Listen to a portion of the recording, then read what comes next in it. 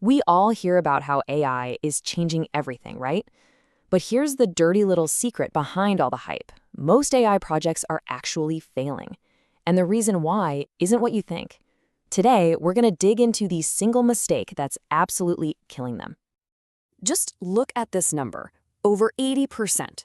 Yeah, you heard that right. According to some really deep research from places like the Rand Corporation, that's the percentage of AI projects that just never deliver on what they promised. It's an insane figure that should make anyone in charge just stop and think. And to put that 80% into perspective, it's more than double the failure rate of a normal IT project. So this isn't just a small hiccup, it's a huge red flag that tells us something is fundamentally different and way, way harder about getting AI right. Okay, so the big question is why, right? What is going on here that makes AI projects implode so often? And here's a hint. It's not the usual stuff like complicated code or not having enough data. The real reason is something much more basic. I mean, this chart says it all. Look at that gap. The failure rate doesn't just creep up, it skyrockets. This tells us we're not just playing a harder version of the same old IT game. No, this is a totally different sport with a completely different set of rules. You know, if you ask most people why AI projects fail, you'll probably hear the same old reasons. Oh, the algorithms are just too complicated, or we just didn't have enough data.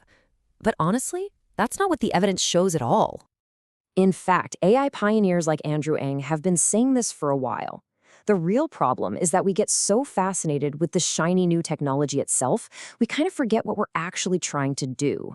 It's that classic saying, you know? You get a cool new hammer, and suddenly, everything looks like a nail. And this is exactly what people mean by a technology-first approach. It's when a team gets all hyped about the latest and greatest model and decides they have to use it, and then they start running around looking for a problem to solve with it. It's completely backwards, and it's a recipe for building these incredibly complex, super expensive solutions to problems that, well, nobody really has. And if you want a perfect real-world example of this tech-first trap, you don't have to look much further than one of the most high-profile AI projects in history, IBM's Watson for Oncology. This is a multi-billion-dollar cautionary tale, for sure. So back in the early 2010s, the hype was just unreal. Watson was going to revolutionize cancer treatment. But this timeline tells a very, very different story. The project stumbled badly. A massive $62 million partnership was canceled in 2016, and by 2018, partners were jumping ship left and right. So what on earth happened? The technology was powerful. That wasn't the issue.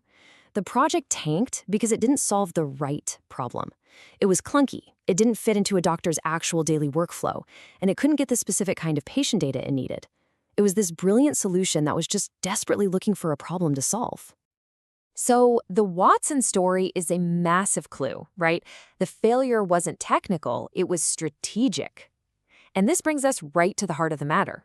The real root cause that researchers have now identified as the #1 killer of these projects.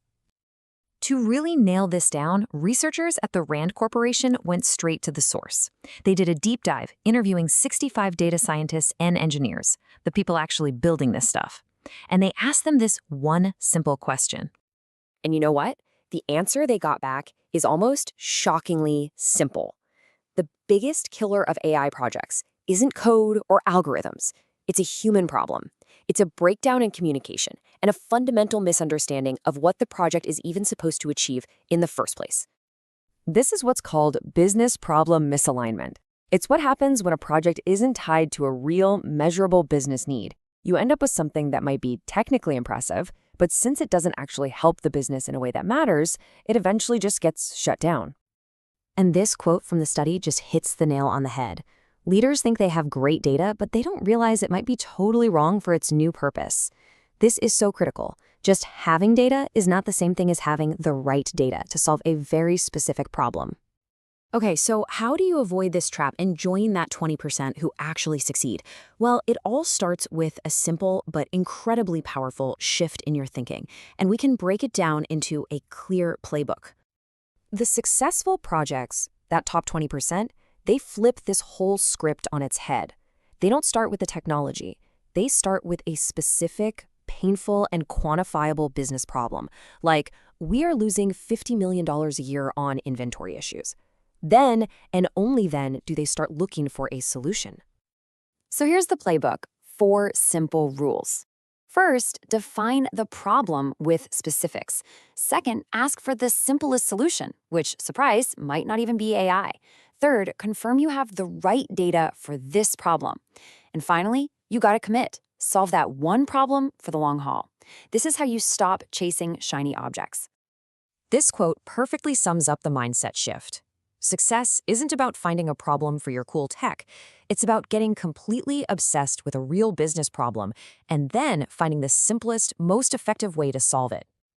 So, if you remember just one thing from this explainer, let it be this: AI doesn't fail in the code or the model, it fails in the meeting room, long before a single line of code is even written.